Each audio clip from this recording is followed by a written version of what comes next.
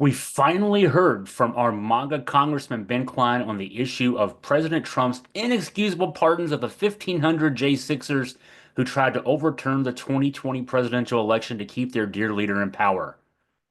Here's a quote from Ben Cline. Our officer Alan Gibson served our Commonwealth with dedication for 2 years before tragically losing his life in a line of duty. He wrote that on Twitter on Tuesday. Hold on. I'm being told this isn't Cline raising issue with Trump freeing the J6ers. Okay, here's more from that tweet. It's unacceptable that the individuals charged with his murder were granted clemency by President Biden.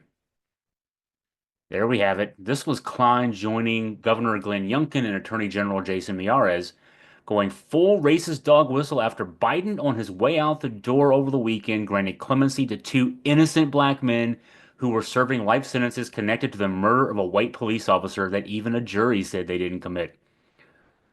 Here's an idea. Why not just go on live TV and shout the N-word at the top of your lungs, guys? The case that Klein thinks needs addressing days later involves Terrence Richardson and Ferone Claiborne. We've talked about this on a recent video. Their crime was being black and thus very loosely fitting the description of whoever it was that killed Officer Gibson, who was 25 years old during a 1998 drug bust in Waverly, down in Sussex County. Gibson was shot and killed with a service weapon during a drug bust, and according to court records, he was able to describe his attackers to responding officers. He described one as a tall and skinny black man with dreadlocks, and the other as a black man who was balding and short. Now, Richardson, then 27, and Claiborne, then 22, were arrested because they're black. Police identified Richardson as the tall and skinny shooter that Gibson had described, though he is only 5'8", and he is therefore he was several inches shorter than Gibson. So that's kind of weird that a person much taller than a 5'8" guy would say this 5'8" guy was tall and skinny.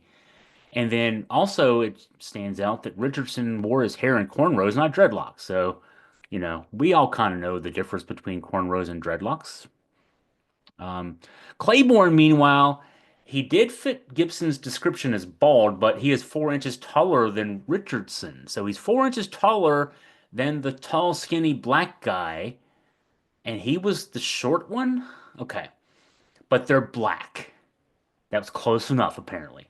There was no DNA evidence linking him to the scene. It would later emerge that police coerced a witness into saying she saw the shooting, that Richardson shot Gibson, even though she would testify in court later that she had been coerced into saying that.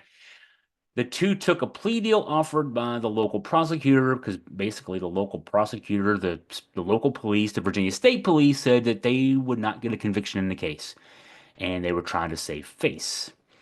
And the plea deal was offered, and the guys took it because they were running out of money. Because if unless you're O.J. Simpson and you're black, you don't have the ability to hire the dream team. You hire whoever you can hire, and at some point, you don't have any more money left to pay the guy. The plea deal became controversial locally, and the U.S. attorney got involved and tried them under a federal statute. That's how you can get around double jeopardy. Just try them under instead of state law, you try them under federal law. A jury still acquitted them of the murder, but the judge sentenced the guys to life anyway because the jury did find them guilty on a drug charge in that case. Now, the drug charges should have gotten them a max of 10 years, but the judge just decided to give them life because he could, he decided.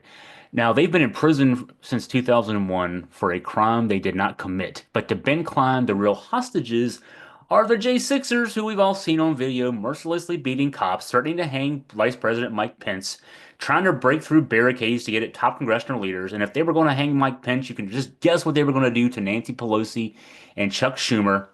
Now, to be fair, Klein hasn't called the J6ers hostages. That's the word used by Trump as he issued the pardons on Monday, ahead of having his press office put out a statement, also calling the prosecution and incarceration of the 1,500 J6ers a, quote, grave injustice. Klein has just exercised his right to remain silent on the sheer gall of the guy that he hitched his political wagon to, letting the actual cop killers free. And you can argue with me on this all day long, but in addition to the 174 police officers who were injured on January 6th, Brian Sicknick died the next day from a stroke. Four others died later by suicide. Five cop Five cops died that day, and 1,500 people who participated in their murders are now free.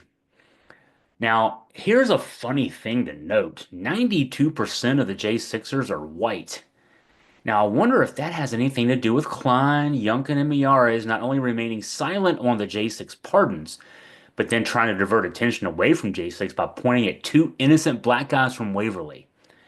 White guys killing cops in the name of Donald Trump, that's okay by Ben Cline, Glenn Youngkin, and Jason Miyares.